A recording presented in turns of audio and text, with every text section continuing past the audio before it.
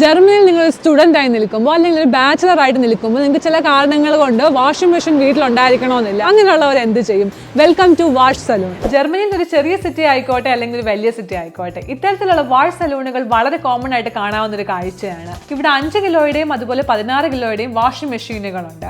ഇത്തരത്തിലുള്ള വാഷിംഗ് മെഷീനുകൾ ഉപയോഗിക്കാൻ വളരെ എളുപ്പമാണ്. ഓരോ മെഷീനിലും നമ്പർ ഇട്ട് വെച്ചിട്ടുണ്ട്. ഏത് വാഷിംഗ് മെഷീൻ ആണോ ഫ്രീ ആയിട്ടുള്ളത് അത് നമുക്ക് ഈ സ്ക്രീനിൽ സെലക്ട് ചെയ്യാം.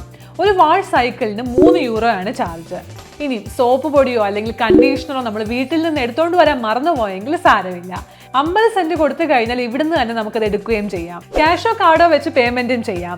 ഇനി തുണി നനച്ച് കിട്ടി, എങ്ങനെ അത് ഉണക്കും?